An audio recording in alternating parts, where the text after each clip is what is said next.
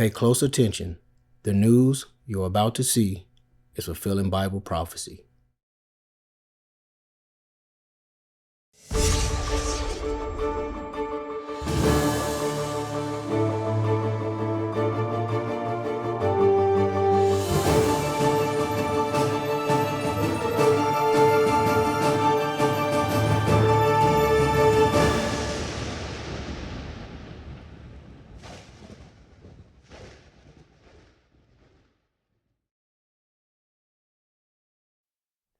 Welcome to another edition of YPN News, bringing you news as it relates to Bible prophecy and foretold by Yisrael Hawkins. Well, Jeff, today we're going to talk a little bit about the devastation that was left in the path of the recent Hurricane Helene. We're also going to take it a little bit to the east, over into the Middle East, and Iran recently has made an attack on Israel. And we're going to talk a little bit about an emergency United Nations Security Council meeting that was just held, that and many more things. But first, like I mentioned, Hurricane Helene has unleashed devastation as it's made its way along the East Coast. The hardest hit of those areas will be receiving U.S. troops who will assist National Guards, community, and local government agencies in the cleanup process. More on Helene and the cleanup efforts in this next video. But we begin tonight with the spiraling emergency after Hurricane Helene, the mounting death toll, at least 182 lives lost, hundreds still unaccounted for. Tonight, President Biden touring the devastation. The president sending 1,000 active duty troops to the region to help. And tonight, the once vibrant city of Asheville, North Carolina, right here, is in a shambles. Buildings and roads severely damaged by powerful floodwaters. We have new video tonight of the raging river nearby, picking up a home right there, slamming it into a pile of debris. Dashcam footage capturing the moment a couple narrowly missed being swept away by this landslide. This is from the Blue Ridge Mountains. Fast rising waters taking people by surprise. Look at this tonight. Stunned neighbors. They're huddled together inside a flooded home, standing right in the living room there. The images from Hendersonville, North Carolina. President Biden taking an aerial tour of the hardest hit areas with the mayor of Asheville, with North Carolina's Governor Roy Cooper. The president calling what he saw today heartbreaking. Vice President Harris in the storm zone in Georgia tonight with a message for families hard hit and thanking first responders there. ABC's Morgan Norwood leading us off from North Carolina. Tonight, 5 days after Helene's terrifying floods, with the scope of the devastation becoming more clear, President Biden seeing the destruction firsthand today, flying over the hardest hit areas to avoid disruptions after announcing he's deploying 1,000 active duty troops to the storm zone. I'm here to say the United States, the nation, has your back. The nation has your back. We're not leaving till you're back on your feet completely. The soldiers will deploy to the hardest hit areas, joining the more than 6,000 National Guard troops from 12 states already there. 5 days since Helene hit, and much of the area still looks like this. Shipping containers tossed around, bridges blocked by debris, roads looking more like ravines, and communities still cut off. Well, you can certainly see that it's going to take months, if not years, to actually rebuild everything that was destroyed by one hurricane. That's right. Well, the U.S. is not just sending troops to the areas hit by Hurricane Helene, but also to the Middle East to boost security as Israel increases its operations in Lebanon. More on this in the next video. Take a look. Today, the Pentagon said it is sending thousands of additional American troops to the Middle East to bolster security, as Israel says it has begun a, quote, limited, localized operation in southern Lebanon following its aerial assault that wiped out most of Hezbollah's leadership. We have two reports from the region, beginning with Chris Livesay in Tel Aviv. Good evening, Chris. Good evening, Nora. CBS News has confirmed Israeli commandos are conducting limited raids into southern Lebanon, gathering intelligence on Hezbollah's troop positions and its tunnel systems ahead of an expected ground invasion. We witnessed some of the buildup. The roar of engines is the beating drum of war. At this staging area in northern Israel, soldiers prepare to put Israeli boots on the ground in southern Lebanon.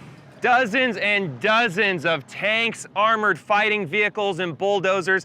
Everything you'd expect for a ground invasion, and the clearest sign yet that Israel's preparing to expand the conflict.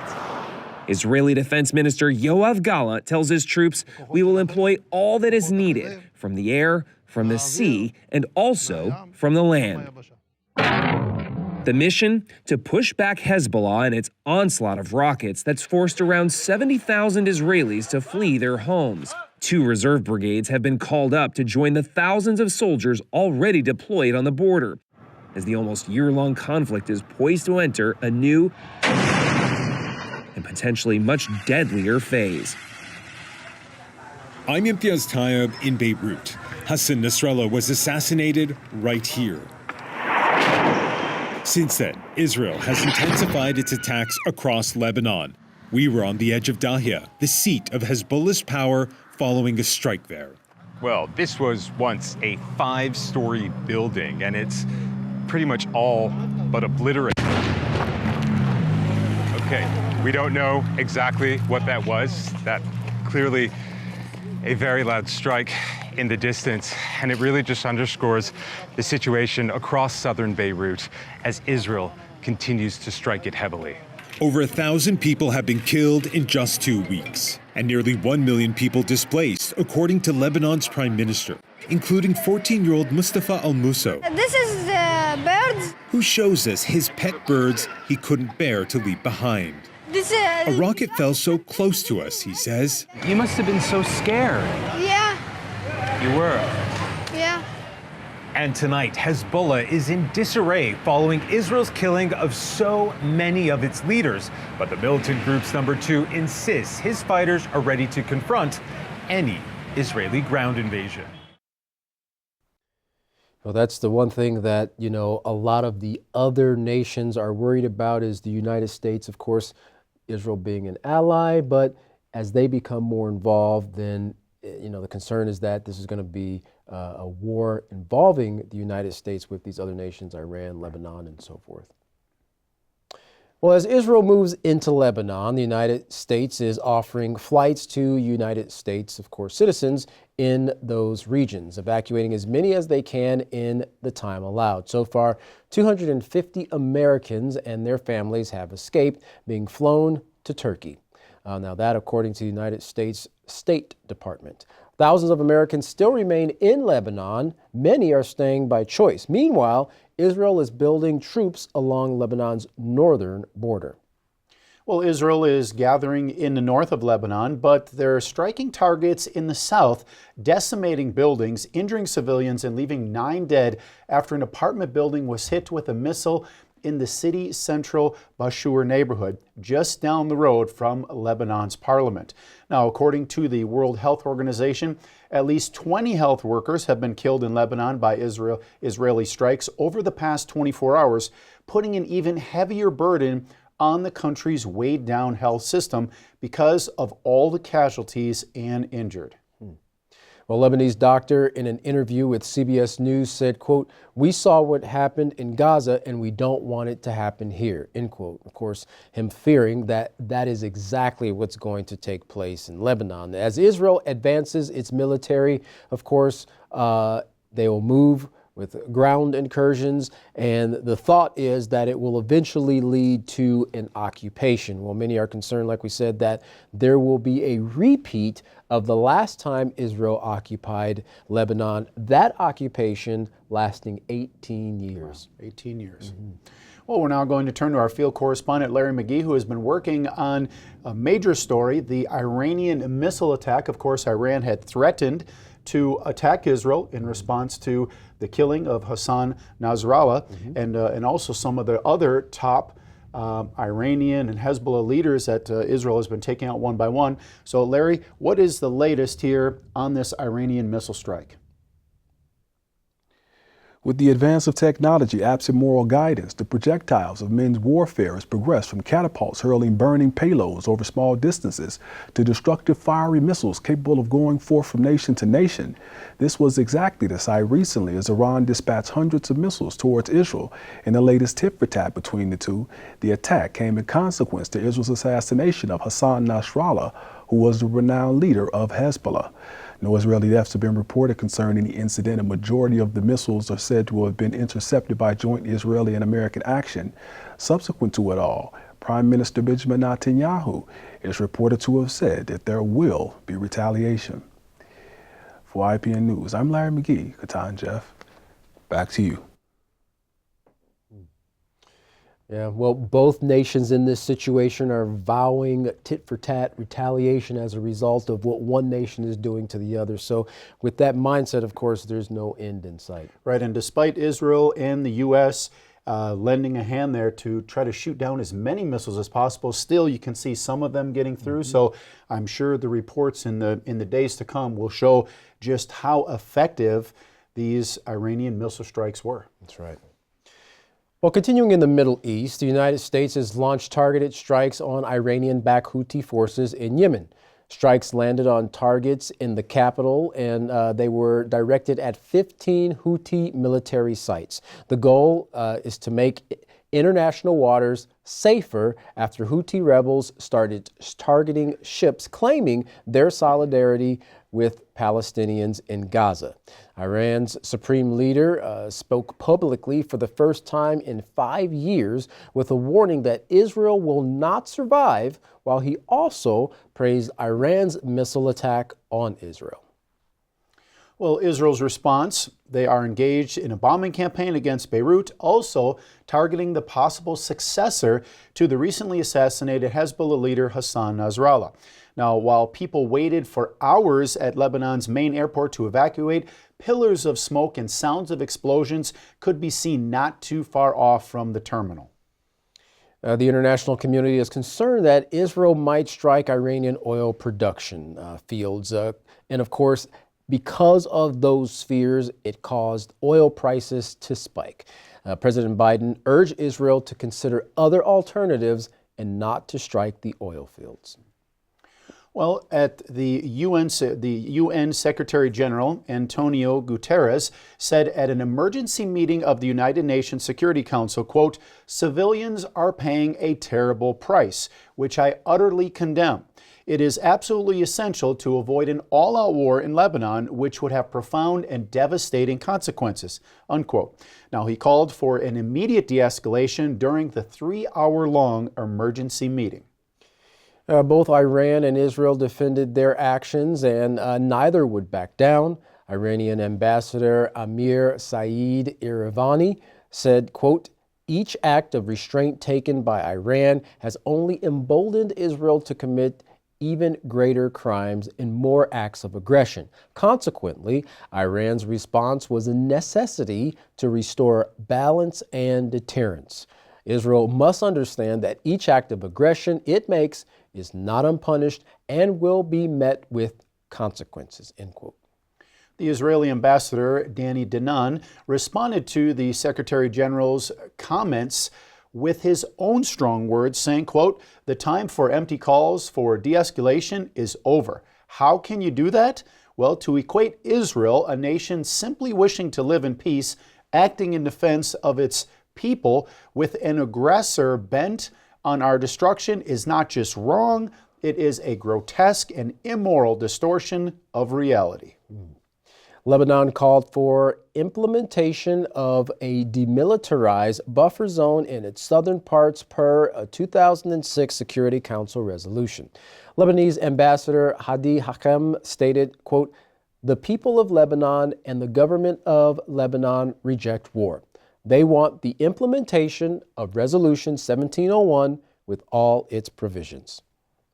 Israel's foreign minister also labeled Antonio Guterres, quote, "persona non grata," which means he is not welcome, and barred him from even visiting Israel.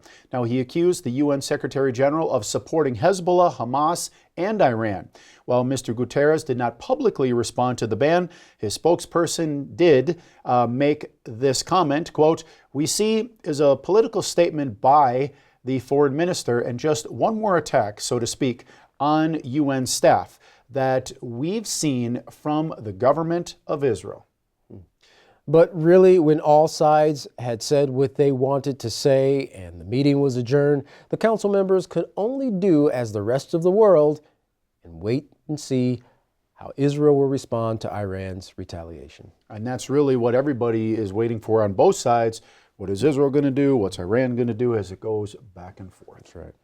Well, since the Russian invasion of Ukraine 2.5 years ago, the West has imposed sanctions upon Russia and anyone who would do business with them, including individual entities. But this has not hindered Russia or its partners. In fact, it might have been the catalyst that has strengthened ties between Russia and its global partners. One example is President Putin's visit to Pyongyang this past June. He told the North Koreans, quote, "We highly appreciate your consistent and unwavering support for Russian policy, including the Ukrainian stand," end quote. He continued, "I'm referring to our fight against the hegemonic policy imposed for decades, the imperialist policy of the United States and its satellites against the Russian Federation." Well, the partnerships Russia has formed with China, India, North Korea, and Iran, among others, has helped it be resilient against sanctions imposed by the United States, the UK, and the European Union. China and India, for example, have helped Moscow financially through increased Russian oil imports. Iran and North Korea have been reported as supplying military hardware and weapons to aid Russia in its war with Ukraine, although these accusations have been denied by both countries.